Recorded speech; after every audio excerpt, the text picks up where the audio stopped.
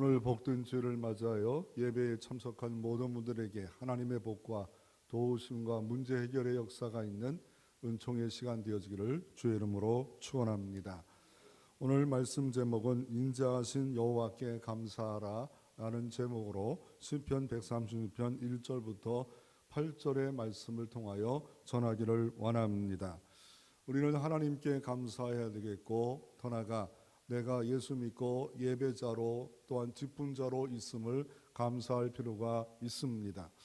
대한민국의 이 복음의 역사를 보면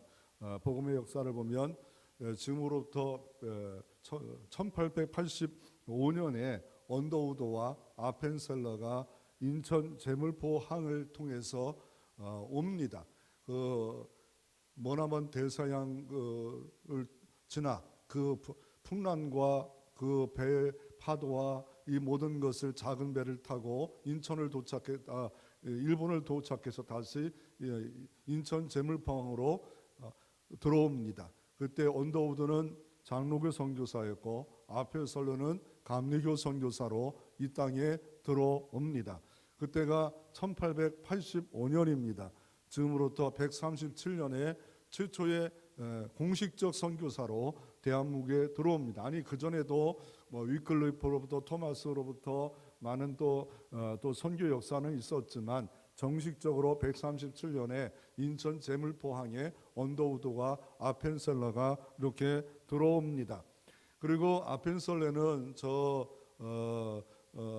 영광, 전라도 영광쯤에 가다가 배가 침몰할 때 수영선수였지만 같이 일행했던 누가 부탁했던 젊은 아가씨들을 구하다가 그 물속에 들어가서 죽고 많은 일들이 벌어지고, 또 그분을 통해서 감리교가 시작됐고, 인천에 이 제물포에 가면 메가다 장군의 그 전적지가 있고 그 옆에 내리교회가 있습니다. 인천 내리 감리교회인데 그 감리교회를 통해서 강화도부터 그 주변에 어마어마한 선교 역사를 이루었던 역사가 있고, 또 사이에도 공헌했고, 또 많은 학교도 세웠고, 이 아펜셀러 감리교를 통해서도 많이 일들이 이루어졌습니다.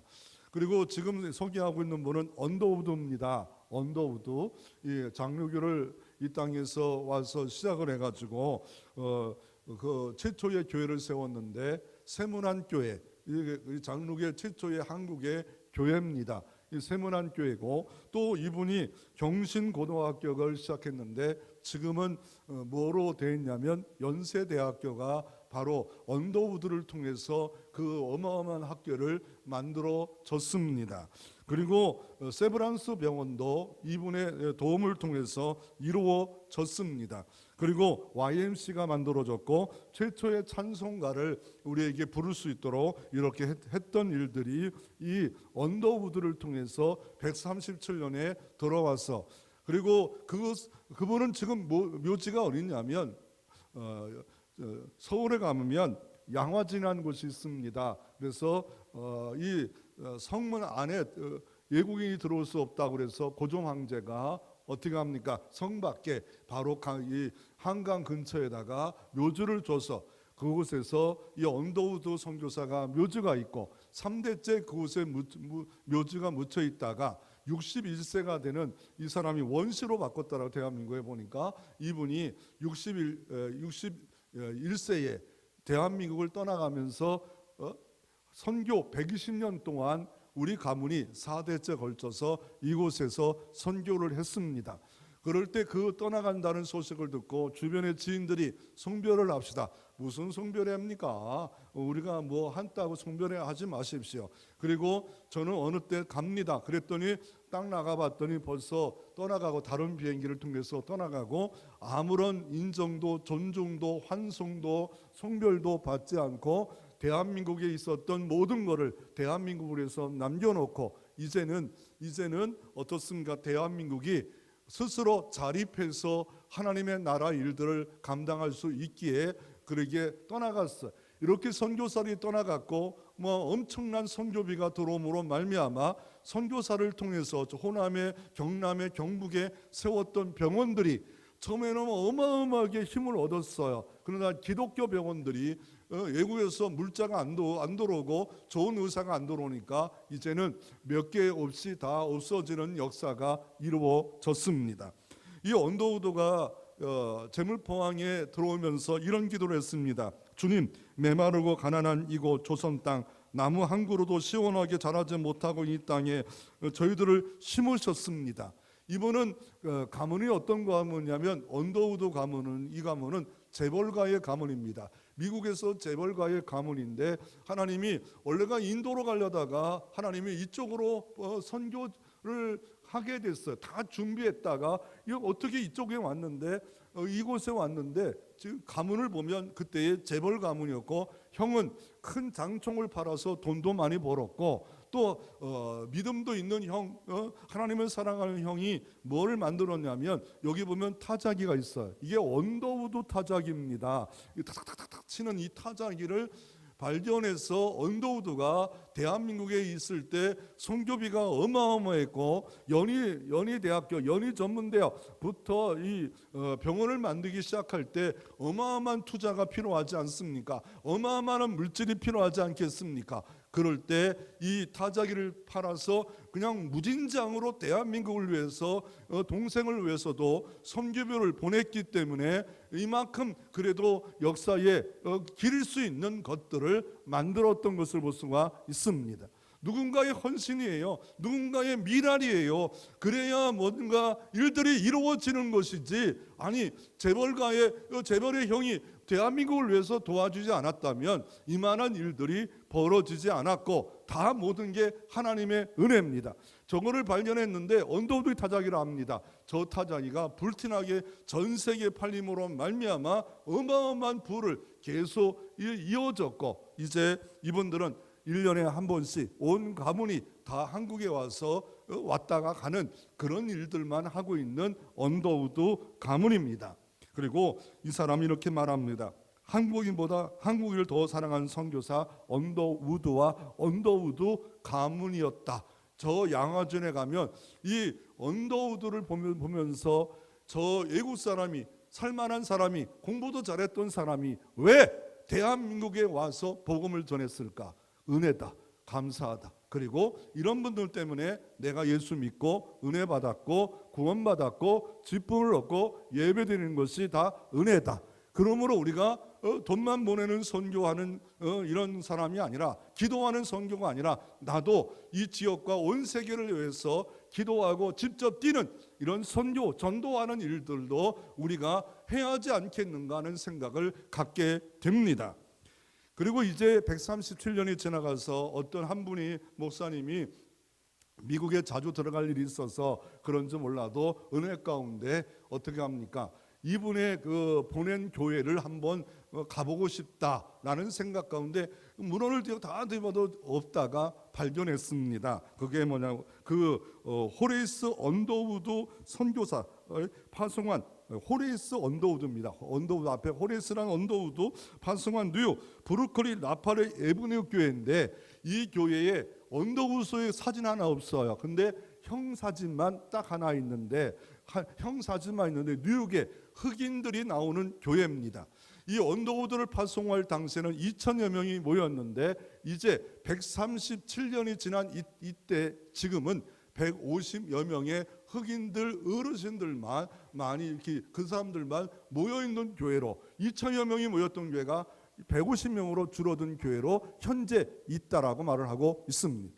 교회를 보니까 페인트도 칠하지 않아서 이렇게 막 낙후돼 있고, 쓰레기도 잘 안 치워서 이렇게 낙후된 교회가 돼가지고, 나중에는 결국 어떻게 되냐면 이거를 한국 사람이 잠깐 빌려 있다가 한국인들에게 그냥 이런 쪽으로 넘겨주는 멋있는 사람들이, 내 교회도 아닌데 왜 팔아? 그러면서 이런 주고, 그러면 모든 계약서를 써기 때문에 대한민국 사람들이 미국 교회가 점점 문을 닫고 있는 교회가 있다면 인수하는 역사가 이루어지고 있는 현실이지만, 그러나 이런 교회가 다른 이단들의 술집으로 팔려지는 역사가 있다고 말을 하고 있습니다. 이거를 반면교사로 거울로 삼는다면 여러분은 어떤 생각이 들고 있습니까?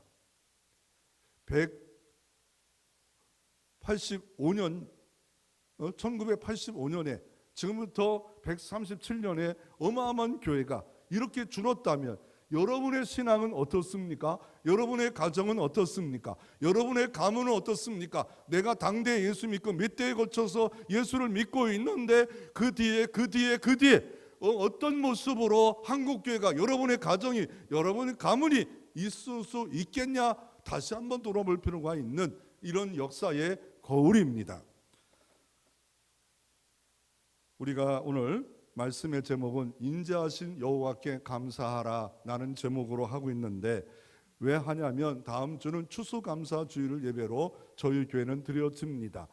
감사할 이유와 근거를 알 때 우리가 바르게 감사할 수 있기 때문에 이 절기를 지키는 이유가 뭡니까? 기억하는 거예요. 감사를 기억하는 거예요. 그러기 위해서 우리가 첫 번째로 알아야 될 것은 감사의 근거를 뭐냐, 감사할 이유가 뭐냐, 그거를 사도 바울은 두 절로 딱 요약을 합니다. 골로새서 2장 6절 7절부터 이렇게 딱 요약을 하는데 여기는 감사할 이유도 나오고 근거도 나오고 방법도 나오고 넘치게 감사할 수 있는 삶도 나옵니다. 우리 삶이 어떻게 살아야 할 것을 이렇게 엑기스처럼 요약을 하고 있습니다.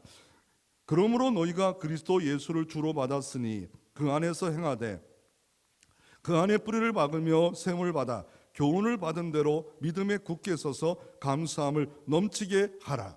감사하는 것도 참 중요한데 감사를 넘치게 하라고 바울은 말씀하고 있는 골로새 교회, 이것이 우리들의 말씀입니다. 그 이유가 뭐예요? 그리스도 예수를 주로 받았다 말합니다. 예수로 주로 받았다는 게 뭐예요? 나는 받을 만한 자격이 없지만 주의 인자하심으로 찾아와서 내가 받았다는 거예요. 공짜로 하나님의 선물을 받았기 때문에 감사하라 라고 말하고 있는 겁니다. 옛날에 주가 누굽니까? 내가 주인이었어요. 물질이 주인이었어요. 그런데 예수가 주였어요. 이 당시 골로새 당시에는 황제가 주였지만 그러나 예수를 주님으로 내가 받았다. 그 받은 결과가 뭐예요? 우리에게는 구원을 주셨어요. 영생을 줬어요. 자녀를 줬어요. 기도응답을 줬어요. 사랑을 줬어요. 은혜를 줬어요. 그러므로 우리가 감사하라. 감사를 넘치게 할 이유가 뭐예요? 나 같은 사람에게 예수가 찾아오셔서 사랑을 시작했기 때문에 감사하라 라고 말하고 있습니다. 그리고 감사를 계속할 수 있는 건 뭡니까? 그 안에서 행하라. 주 밖에 나갈 때 감사할 이유는 없습니다. 주 안에 들어올 때 넉넉히 풍성하게 감사할 이유가 있는 겁니다. 자족의 이유가 있고 감사할 이유가 있는데 주 밖에 나가면 우리는 세상 시각으로 보면 어려워요. 오늘도 당장 어떤 일이 어제도 어떤 일이 무슨 할로윈인데 무슨 데이 하는데 137명이 압사당했잖아요. 그런 뉴스를 보면서 참 안타깝다. 70여 명이 부상당한 거 보면서 마음이 정말 안타깝지 않아요? 혹시 내 자녀들이 누가 아는 사람이 그곳에 가 있지 않을까? 이런 생각도 들지 않았겠습니까? 그 안에서 행하고 더 나아가 그 안에 뿌리를 박으며 예수께 뿌리를 박고 또 세움을 얻으래요. 예수의 안에 뿌리를 박고 세움을 얻지 않으면 우리는 감사할 수 없고 감사를 넘치게 할 수가 없습니다.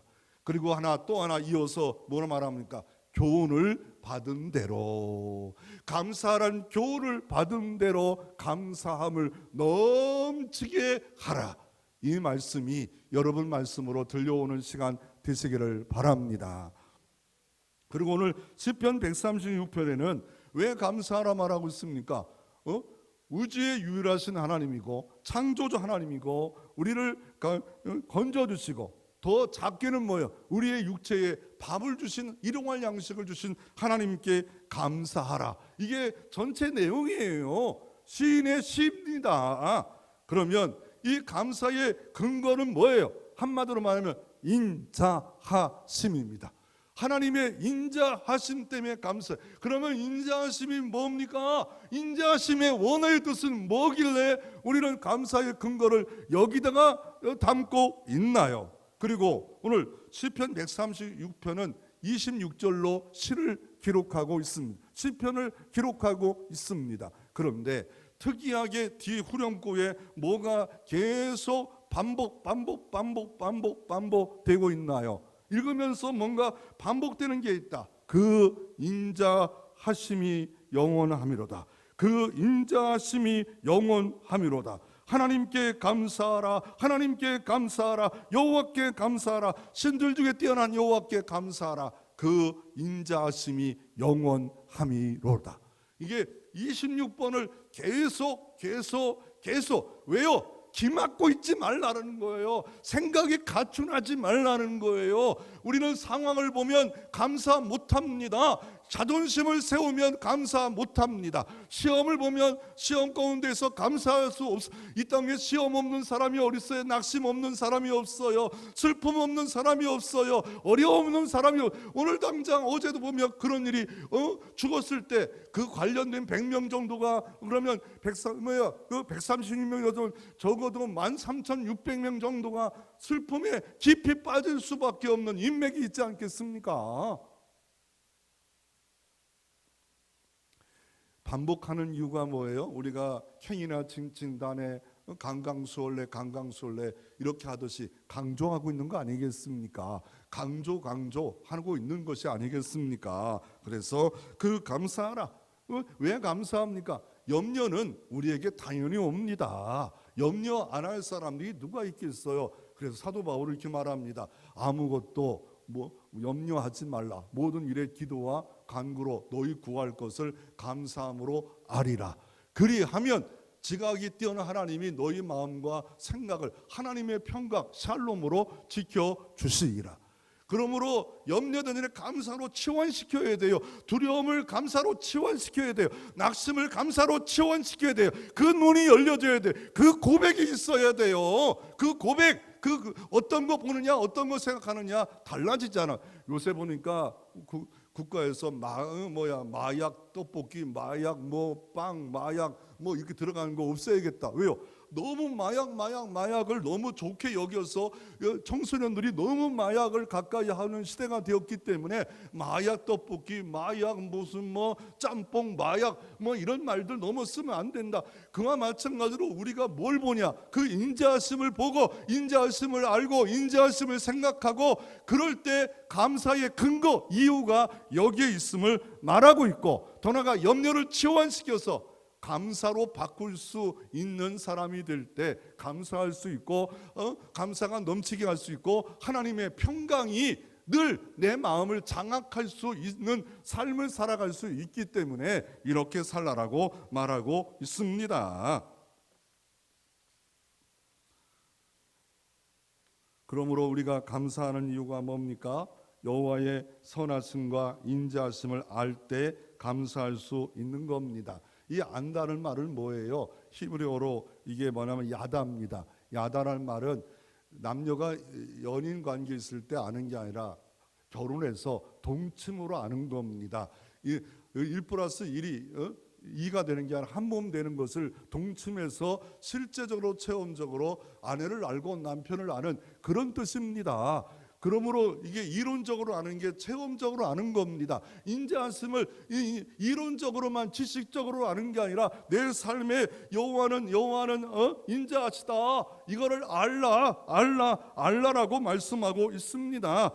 진짜 알고 있는가요? 여호와가 인자하심을 알고 있는가요? 인자하심이 어떤 것인가를 알고 있는가요? 그리고 오늘 본문에 보면 인자하심과 또 하나가 딱 한 번 나와요. 26번 나왔는데 또 여호와의 인자하심 때문에 감사하라고 하지만 딱 한 번 나오는 단어가 있어요. 그게 뭐예요? 1절에 보니까 여호와께 감사하라. 그는 뭐하다고요? 선하시대요. 그분은 선하시대요. 인자하시대요. 그러므로 이 선하시고 인자하심을 알아야 진짜 체험해야 머리로만 아는 게 아니라 실제 체험하고 경험되어질 때 우리가 감사할 수 있음을 말하고 있는데 그러면 이 여호와의 인자하심이란 원어는 뭡니까? 선하심의 원어는 뭡니까? 이거 원하는 게 뭐예요? 이걸 구약 성경은 히브리어로 기록되어 있기 때문에 히브리어의 원래 뜻은 뭐냐면 인자하심이 뭐예요? 그 토부랍니다. 토부라는 말은 언제 쓰여졌냐면 여호와께서 땅들에 있는 모든 것을 다 창조하시네 좋았더라. 보시기에 좋았더라. 이게 토부예요. 토부예요. 복 있는 자는 심령이 가라앉은 자. 이게 토부예요. 행복이에요. 이 복이란 말에 원래 근어로 보면 브리스, 피예요. 주님의 피를 내 안에 강직한 사람이 여호와의 선하심을 아는 자예요. 십자가의 은혜를 아는 자가 주님의 선하심을 아는 자예요. 왜냐하면 나 같은 죄인에게 왜 나를 위하여 주님은 그 가진 고난, 십자가의 고난, 십자가의 형벌, 십자가의 고통을 왜 당하셨는가? 그럴 때 그 주님의 선하심을 아는 거예요. 내가 공로 없고 자격 없는데 나를 왜 은혜 가운데 자녀 삼으셨을까? 예배자로 삼으셨을까? 직분자로 삼으셨을까? 그것을 아는 상태, 경험한 거, 그럴 때 여호와는 선하십니다. 여호와는 토부입니다. 그 주의 피로 나를 선하시게 만들어 주셨습니다. 그리고 인자하시란 말은요, 헬라어로는 아가페입니다. 사랑에는 여러 가지 단어가 있는데 아가페 사랑은 완전한 사랑이고, 히브리어는 헤세드입니다. 은혜입니다. 인자란 말을 헤세드인데 그 뜻은 뭡니까? 내가 받을 자격이 없음에도 불구하고 하나님이 베푸신 일방적인 호의입니다. 그 절정이 뭐예요? 당신의 아들을 이 땅에 보내셨고 십자가에 내 대신에, 내 형벌 대신에 죽게 하셨고, 고난당하시고 수치당하시고 멸시당하시고 찔리시고, 이 모든 것이 바로 주님의 인자하심이 십자가의 절정으로 이루어진 겁니다. 왜냐하면 로마서 5장에 이렇게 말합니다. 우리가 하나님의 사랑을 받을 때는 어느 상태입니까? 연약할 때였습니다. 로마서 5장에 보면 우리가 어느 상태입니까? 죄인 되었을 때입니다. 아니, 원수 되었을 때 하나님의 사랑이 나타났으므로 십자가에 하나님의 사랑을 확증했다라고 로마서 5장 8절 전후에 말씀하고 있지 않습니까? 우리의 상태가 뭐예요? 연약할 때예요. 죄인 되었을 때예요. 원수였을 때예요. 우리가 받을 만한 자격이 있을 때가 아닙니다. 하나님의 이 헤세드, 사랑은, 시작은 예수를 주로 받는 거는 자격이 없고 공로도 없어요. 아무것도 없어요. 그러므로 내가 예수 믿고 내가 구원받았다. 하나님의 인자예요. 내가 예수 믿고 직분 받은 거 인자예요. 내가 누구 가운데 충성스러워 여겨 직분까지 주셨느냐? 너무나 감사해서 언더우드는 그 재벌가였지만 모든 것을 포기하고 내려놓고 복음 들고 이 사랑을 전하려고 이 볼모의 땅 130년 7년 전에 조선의 말기, 이 구한말 말기, 온갖 큰 나라들은 대한민국을 삼켜서 자기들의 식민지로 만들었던 가난한 땅에 병원 하나도 없고 먹을 것도 없는 땅에 그분들은 우리를 그리스도의 사랑을 갖고 복음을 들고 왔기에 우리는 이 모든 선교사도 감사하고 그를 보내신 하나님께 감사하면서 우리가 살 필요가 있는 겁니다. 그래서 시인은 말합니다. 여호와의 인자하심 때문에 감사하라. 여호와의 선하심 때문에, 피 흘리심 때문에 감사하고, 인자하신 새 언약 가운데 우리가 부족해도 사랑했고, 더 나아가 지금도 탕자처럼 세상에 방황하고 불평 원망으로 그걸 제조하며 나누면서 당연하게 여기는 나를 여전히 변함없이 사랑하셔서 기다리고 품으시기를 원하시는 그 인자하심과 선하심 때문에 감사하라. 감사를 넘치게 하라라고 주님께서 말씀하고 계십니다. 그러므로 우리가 감사의 근거, 여호와의 인자하심과 선하심입니다. 감사할 수 없었던 한 사람을 소개하기를 원합니다. 옷이에요. 이름이 성이 옷이고 아볼로라는 이름을 갖고 있는 사람입니다. 키가 다 컸는데 1m예요. 그리고 그 병은 태어나서부터 뼈가 부러지는 희귀병, 그 고령성 부조항병인가요? 이름도 힘들더라고요. 키가 1m고 뼈가 부서져서 이렇게 겨우고 사람 부축해서 이렇게 살다가 나중에 자기를 도와주는 사람이 휠체어를 타고 가다가 놓치는 바람에 결국 어떻게 합니까? 일어서지 못하고 누워 있었지만, 이런 연약한 사람임에도 불구하고 누군가 복음을 전했고 누군가 결혼해서 살고 있는 이 사람이었지만 나도 한번 성공하고 싶고 인내심을 갖고 수치와 멸시를 얼마나 많이 당했는지. 그러나 이 키가 1m밖에 안 되니까, 그리고 초등학교도 졸업을 못했어요. 갈 수가 없어요. 그 작은 가면 얼마나 조롱과 멸시를, 장애를 갖고 당하겠습니까? 1m밖에 안 되는 사람을 누가 인정하겠습니까? 초등학교도 안 나왔어요. 그러나 어떻습니까? 누군가 자기의 전에 복음을 전했고 감사하기 시작했고, 더 나아가 자기처럼 장애한 이가 있는 사람이 사랑의 편지를 통해서 이웃과 나누는 것을 보면서 모델 삼아 자기가 평생에 얼마나 사랑의 편지를 보냈냐면 30만 통을 누워서 있음에도 불구하고 30만 통의 사랑의 편지를 보냅니다. 지금도 많은 사람이 후원을 합니다. 우표를 보내줍니다. 그런 이유 중에 하나가 뭐냐면 위로를 받았다는 것. 이 사람이 보면 위로가 있다는 것. 이 사람에게 찾아오는 사람들은 누굽니까? 낙심자입니다. 장애인입니다. 실직자입니다. 답답한 사람입니다. 딱 이 사람을 보는 순간에 나는 더 건강한데, 나는 걸어다니는데, 나는 움직이는데, 나는 활동할 수 있는데, 나는 모든 걸 할 수 있는데, 이런 사람도 누군가 사랑하기 위해서 편지를 쓰고 있고 할 일을 하고 있는데 왜 나는 뭐 못하고 있을까? 나는 왜 이런 일을 못하고 있을까? 30만 통의 사랑의 감사의 사랑의 편지를 보내고 있는데 왜 나는 못하고 있을까? 그래서 이 오알보르는 주 예수를 믿음으로 말미암아 그 마음에 편안이 찾아왔고 감사가 찾아와. 그렇다고 시련이 없겠습니까? 시험이 없겠습니까? 아픔이 없겠습니까? 날마다 누워있는 1m밖에 안 되는 그런데 아내도 자기가 누워있어도 여전히 자기를 돌봐주고, 또 자기에게 찾아오는 사람들이 있대요. 나 같은 이렇게 연약한 거. 그러므로 어떻습니까? 늘 여러분의 마음에 사랑을 붙잡고 감사하게 되면 여러분의 재능을 가지고 여러분 모습 가지고 하나님께 더 많이 쓰임받을 수 있는 기회가 있음을 발견되어지기를 주의 이름으로 축원합니다. 두 번째로 여호와의 사역을 알고 되게 되면 감사할 수 있습니다. 4절에 보면 홀로 그 귀한 일을 행하신 이에게 감사하라. 이 귀한 일을 계속 24절까지 말합니다. 하나님의 기하신 일, 창조의 일, 하나님의 기하신 일, 구원의 일, 하나님의 기하신 일, 어떤 일이 있습니까? 또 모든 적들을 이기게 하시고 건져주시는 일. 그러나 작게는 또 뭡니까? 25절에 모든 육체에게 먹을 것을 주시는 이에게 감사하라. 이거를 현실적으로 보면 이거예요. 밥을 주신 하나님께 감사하라. 일용할 양식을 주신 게 감사하라. 내가 먹을 때 감사하잖아요. 그러나 먹을 때도 감사하지만 먹지 못할 때도 수도 없는 사람도 있답니다. 소화가 안 돼서 못 먹어요. 배출을 안 돼서 못 먹어요. 그런데 나는 먹고 소화가 되고 더 먹고 싶고 이것도 감사할 이유가 있다라고 말하고 있고, 예수님도 일용할 양식을 달라고 기도하라 라고 말씀하고 있지 않아요? 밥을 주신 하나님께 감사해 받는가요? 밥을 먹게 해주신 하나님께 감사해 받는가요? 쌀 하나리 이루어지기 위해서 얼마나 많은 사람들이 수고와 눈물이 있었을까?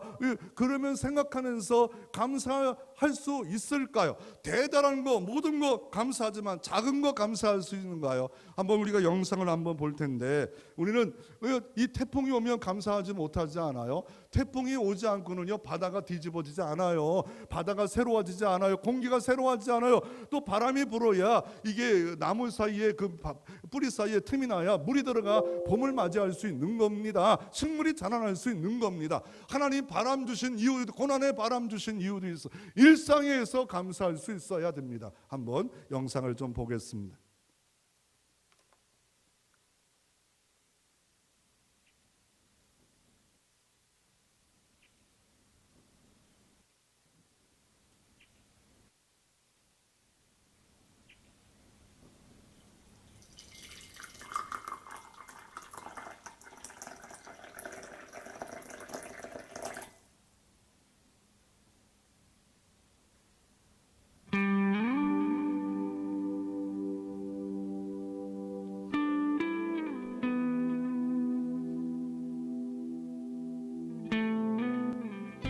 당연한 건 없습니다. 당연했던 것이 당연해지지 않으면 우리는 당연한 건 없었다는 것을 알게 됩니다. 코로나로 인해 함께 모여 예배를 드리지 못하게 되자 우리는 우리가 드렸던 예배가 당연했던 것이 아니었음을 깨닫게 되었습니다. 더 본질적인 이야기를 한다면 우리가 받은 구원도, 우리가 드린 예배도, 우리가 누린 축복도, 당연하게 여겼던 모든 것들이 자격 없는 우리에게 주신 하나님의 선물입니다. 우리는 값없이 받았지만 하나님은 대가를 치르셨습니다. 그러므로 결코 당연한 것이 아닌 하나님의 은혜입니다. 감사는 바로 여기서부터 시작입니다. 당연했던 것이 원래 당연하지 않았다는 사실부터 말입니다. 추수감사절, 당연하게 생각했던 모든 것들이 감사의 제목으로 바뀌길 소망합니다.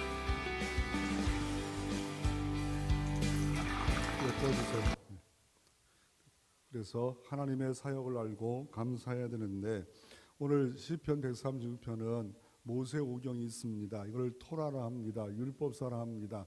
구약은 율법서, 선지서, 역사서 이렇게 39권이 기록되어 있는데 모세오경이 율법서 토라라고 합니다. 그런데 1절부터 9절, 10절, 15절, 16절, 22절에 모세오경을 모든 창조하시고 인도하신 하나님께 감사를 다양하게 감사하고 있는데, 그 모세오경은 율법서인데 율법은 뭘 우리에게 요구합니까? 너는 지켜라. 그런데 지키지 못하면 죄다. 그런데 주님의 십자가 은혜를 통해서 하나님 주님의 율법을 다 이루시고 믿는 자는 의를 얻어 구원받게 해 주셨습니다. 그래서 23절에 이렇게 말합니다. 우리를 비천한 가운데 기억해 주신 이에게 감사하라. 그는 인자하심이 영원함이로다. 죄를 지은 인간은 비참했습니다. 사도 바울은 죄인 중에 귀수였습니다. 그런데 그 십자가의 사랑으로 복음으로 찾아와 주셔서 나를 만나 주셨기 때문에 감사하라 라고 말하고 있습니다. 그러므로 우리가 하나님의 사역을 알고 감사해야 되는데, 아브라함은 독자 이삭을 드리고 여호와께서 순양을 준비해 주시고 미래에 예수 그리스도를 모리아산에 준비할 것을 알고 어떤 하나님께 감사합니까? 여호와 이레, 준비하신 하나님께 감사하고 있습니다. 믿고 순종하면 여호와 이레 하나님이 준비해 주신다. 이거를 알고 감사했고, 여호수아와 모세는 어떻습니까? 적군이 있을지라도 말씀에 순종하고 따라가면 여호와 니시, 승리의 깃발을 꼽는 승리의 하나님을 만나고 사역을 알고 감사할 수 있었고, 날마다 승리의 삶을 살아가는 여호와 니시를 경험하게 되었습니다. 또 나아가 사무엘은 그 평생 동안 여호와를 의지했더니 에베네셀 하나님을 만납니다. 도우심의 돌입니다. 도와주셨던 하나님, 지금도 도우시고 미래도 도우시고 또한 과거도 도우신 하나님, 그 하나님은 여전히 인자하십니다. 여전히 선하십니다. 그런 하나님 때문에 그 사역을 알고 감사할 필요가 있습니다. 특별히 우리가 오늘도 말씀을 들었지만, 오늘 아까도 영상을 통해서 들었지만, 일용할 양식을 주신 하나님 감사해야 돼요. 난방비가 너무 많이 나옵니까? 잘 떼고 산 거예요. 세탁기 할 것이 옷이 많습니까? 옷이 많다는 거예요. 주차장에 맨 끝에 한 자리밖에 없어서 먼 거리를 걸어오고 있습니까? 차가 있다는 거예요. 남들이 차가 없고 옷이 없고 집이 없는 사람도 있기에 우리는 그 안에서 얼마든지 일상생에서 감사로 치환시켜서 감사를 물들어야 되고, 감사의 가치관과 감사의 렌즈로 살아갈 하나님의 인자와 선하심이 정녕 따르고 있음에도 불구하고 우리는 감사하지 못할 때가 많습니다. 시편 23편 6절에 이렇게 말합니다. 여호와의 인자하심과 선하심이 정녕 나를 따르니 내가 여호와의 집에 영원히 거하리로다. 여호와의 선하심과 인자하심이 정녕 나를 따른다. 그러기에 나는 여호와의 집에, 교회에 영원히, 천국에 영원히 살겠다라고 말하고 있습니다. 이 추수감사의 유래를 보면, 우리가 구약의 유래를 보면 어때요? 우리는 한 가지 알고 있잖아요. 미국 청교들이 추수감사를 지켜가지고 우리가 지키고 있다라고 하지만 성경적 근거는 뭡니까? 그거는 초막절입니다. 이스라엘은 3대 절기가 있지 않습니까? 유월절을 우리가 지나왔고요, 오순절, 장막절을 지나왔고요, 그리고 초막절이 이제 가까이 왔어요. 우리가 지키고 이때쯤이 초막절입니다. 물론 우리가 달력에 들어가면 12월 초나 이럴 때 우리가 초막절을 지키고 추수감사를 지키는데 성경적으로 보면 이때쯤이 맞아요. 이때쯤이 맞는데 왜냐? 유대인의 달력을 보면 이른 비가 올 때가 이때입니다. 어느 때입니까? 10월 말경 정도에 모든 곡식을 거둡니다. 그리고 초막절을 지켜요. 일주일 동안 지켰어요. 이건 대대로 지키는 규례였습니다. 일주일 동안 지키면서 이스라엘 민족이 성전에 올라가서 날마다 했던 일이 뭡니까? 했던 고백이 뭐냐면 오늘 시편 118편 25절을 고백합니다. 여호와여 구하옵나니 이제 구원하소서. 여호와여 우리가 구하옵나니 이제 형통케 하옵소서. 이 성전에서 순례하는 사람이 번제단을 돌면서 하는 거예요. 번제단은 그냥 돌지도 않아요. 뭘 돌냐면 거기다가 느티나무를 잘라 나무를 아예 잘라요. 자르면 뿌리와 끊어졌기 때문에 어떤 일이 벌어집니까? 첫째 날 이파리가 점점점 이렇게 꼬부라져요. 그리고 일주일쯤은 다 떨어지지 않아요. 그 모습을 보면서 그들이 간구한 게 뭐냐면 그 농사적으로 보면 비를 주시옵소서. 이제 모든 곡식을 다 거뒀는데 이제부터는 비를 주시옵소서. 왜요? 그때쯤 되면 뭘 뿌리냐면 보리를 뿌려요. 밀을 뿌려요. 그럴 때 이스라엘 민족은 비가 오지 않으면 농사를 짓 수 없고 농사를 짓지 못하면 다 죽는 수밖에 없기 때문에 이게 이거예요. 여호와여 구하옵나니 이제 구원하소서. 그게 히브리어로 보면 호산나예요. 호산나, 헬라어로 호산나.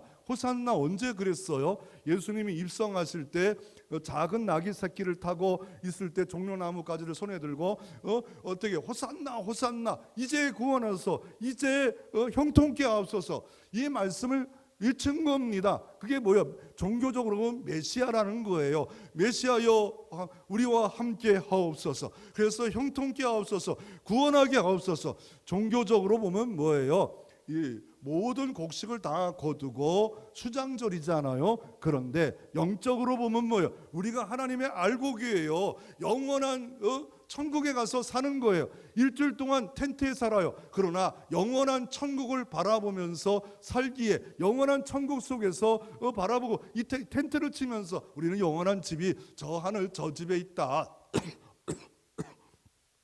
이런 마음으로 이렇게 날마다 성전을 돌아요. 그리고 마지막 7째 날은 7바퀴를 돌아요. 그러면서 이걸 외칩니다. 그리고 나서 이른 비가 오면 우리나라 말로 대박입니다. 하나님 은혜를 주신 거예요.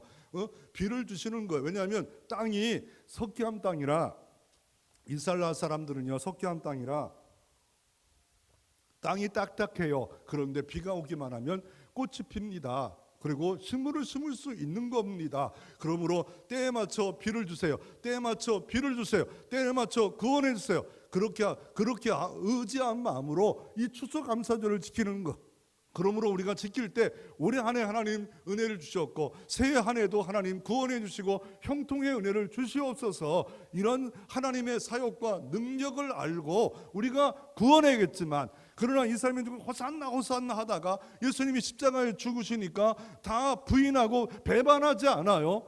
그러므로 우리가 상황을 보고 환경을 보고 하는 게 아니라 주님은 메시아다, 주님은 구원자다, 이것을 분명히 알고 우리가 이 날을 지키는 의미가 여기에 있는 겁니다. 그리고 이 초막절의 사건을 신약시대에 어떻게 이루어집니까? 요한복음 7장 1절 2절에 보면 그 후에 예수께서 갈릴리에서 다니시고 유대에 다니려 아니하시면 유대인들이 죽이려 함이라. 지금 그때 7장 1절의 상황은 예수님을 죽이려 하는 상황이었어. 그런데 유대인의 명절이 초막절이 가까운지라. 그런데 조금 지나서 37절에 보면 성전에 가 계셔요. 죽이려고 하면 도피했지요. 근데 도피하지 않고 이제 성전에 가서 가만히 계신 것도 아니고 명절 끝날, 초막절 끝날, 수장절 끝날 사람들이 잔뜩 자기에 대해서 저거 예수 아니냐, 예수 일당이 아니냐 죽이려고 현안이 되는 그때에 벌떡 서서 외쳐 가라사대 뭡니까? 누구든지 목마르거든 내게로 와서 마시라. 은혜의 비를 주겠다는 거예요. 은혜의 구원을 주겠다는 거. 내게로 와서 마셔라. 그러므로 우리가 구원을 받는 근거는 예수님 때문이에요. 감사 이유도 예수님 때문이에요. 내게로 와서 마셔라. 예수님이 마시면 어때요? 그 배에서 내 마음에서 생수의 강이 흘러간다는 거예요. 잠깐 비만 주는 게 아니에요. 잠깐 은혜가 주는 게 아니에요. 내 안에 은혜의 샘터를 주시겠다는 거예요. 영원히 솟아나는 흐르는 생물을 주겠다. 그리고 주님이 이렇게 말합니다. 그 배에서 나올 성령을 가르킴이라. 성령을 주시겠다는 거예요. 성령이 내 안에 오시면 우리가 은혜의 샘이 흐르게 하신다라고 말씀하고 계십니다. 감사가 흐르게 하는 것은 성령이 아니고는 감사가 흐를 수 없습니다. 그러므로 내 안에 성령의 은혜의 충만함, 이것이 있을 때 감사가 충만하고 감사가 넘칠 수 있는 겁니다. 이런 하나님의 사역을 알고 감사했던 사람 한 분을 소개하기를 원하는데, 지난주에는 수원로의 목사님들과 함께 강경, 더 나아가 순천, 더 나아가 여수까지 순교자 발처치를 이렇게 돌았습니다. 순교는 새로운 시작이다. 이런 것들이 제 가슴 속에 새롭게 왔어요. 강경은 안 가봤더라고요. 순천도 안 가봤더라고요. 근데 여기 여수 애화원은 제가 몇 번을 가본 겁니다. 그럴 때 또 간다고 하더라고요. 그런데 이 가이드하는 교수가 대신대 교수님인데 이런 말을 하더라고요. 여기 가면 목사님들이 조금 은혜가 떨어질 거예요. 은혜가 떨어진대요. 아니 그 이유가 있더라고요. 이 먼저 은혜가 뭐냐면 손양원 목사님이 별명은 뭐예요? 사랑의 원자탄입니다. 그 이유가 뭐예요? 그 공산주의의 사상에 물들었던 사람이 주일날 예배드리고 나와서 전도하는 손양원 목사님 아들 둘을 잘 알고 있는 안재신한 이 죽였던 사람과 공산주의에 물러 사상에 물들어 가지고 총으로 쏴 죽였지 않아요. 두 아들을 줬는데 안재신이 있잖아요. 그랬을 때 이 목사님이 실망할 만하지 않아요. 낙심할 만하지 않아요. 두 아들이 다 죽었는데 그랬을 때 이렇게 말합니다. 내 아들 두 아들을 미국에 유학 보내는데 더 좋은데 보내게 됨을 감사합니다. 더 나아가 다 9가지 감사를 다 말할 수 없지만 이런 말을 하며 감사합니다. 하는 전도하다가 천국 가게 하신 은혜를 감사합니다. 대단한 목사님이에요. 그리고 사례비에 한 100배 드린 감사헌금을 하나님께 드려지고 사람들이 슬프지요 아프지요 할 때 영광일세, 가문의 영광일세, 은혜일세 이렇게 하고 이분은 유명한 또 사랑의 원자탄이 된 이유가 뭐예요? 이곳에 원래가 이 순천 애화는 나환자들이 있었던 곳입니다. 그런데 이 손양원 목사님이 세운 게 아니라 선교사가 길을 가다가 보니까 어떤 젊은 여자가 나환자에 걸려서 방치되어 죽게 됩니다. 그래서 어느 곳에 갖다 둘까 하다가 여기다 갖다 두기 시작해서 전도사님 시절에 들어가서 있다가 이 나환자를 돌봐서 이런 사랑의 활동을 했고 또한 자기를 아들을 죽였던 그 사람을 자기 양아들로 만들었고 감사했기 때문에 한국교회의 모델되는 손양원 목사님 사랑의 원자탄이라는 별명을 갖게 되었습니다. 그런데 여기에 은혜가 떨어져요. 그 이유가 뭐냐면 지금도 많은 활동을 여기서 이 교회에서 병원도 세우고 사회복지도 하고 여수 가면 이 순천 가면 나름대로 느끼고 오고 좋더라고요. 그런데 묘지 속에 묘지 근처에 이 손양원 목사님 묘지 근처에 누가 있었냐면요. 손양원 목사님 막내 아들이 있어요. 몇 년 전부터 전세 2천만을 갖고 와서 내가 여기에 큰 건물 짓고 다 할 텐데 나를 이 아들인데 나를 방치해 두면 뭐하냐 이러면서 내 주권을 달라, 나 아들이다, 내 목을 달라. 그래서 기사를 다 찾아보니까 한 달에 그 모든 것을 여태까지 이루었던 그 단체가 200만 원씩 월급을 주겠다. 그리고 여기 노타치하라. 그랬더니 안 된다. 나 200만 원 갖고 안 된다. 사무장은 나가라. 뭐 하면서 묘지를 날마다 출근해서 마지막까지 있다가 오는 사람마다 하소연하고 돈 달라. 왜 여기를 이렇게 아버지가 이렇게 했는데 왜 이 사람들은 나를 인정하지 않냐? 이런 모습을 보면서 참 안타깝다. 그러므로 뭘 배울 수 있겠습니까? 나만, 내 가족, 나만 예수 믿는 게 아니라 내 자녀들도 잘 돌봐야 할 필요가 있음을 말하고 있습니다. 그러므로 이 얼마나 대단한 사람들이에요. 그런데 이 결론은 뭐예요? 참 아픕니다. 슬픕니다. 라는 생각이 되어졌습니다. 우리는 다시 한번 감사의 근거를 알고 하나님의 사역을 알고 신뢰함으로 말미암아 감사가 회복되어 더 큰 하나님의 행복과 복이 여러분에게 펼쳐지기를 주의 이름으로 축원합니다.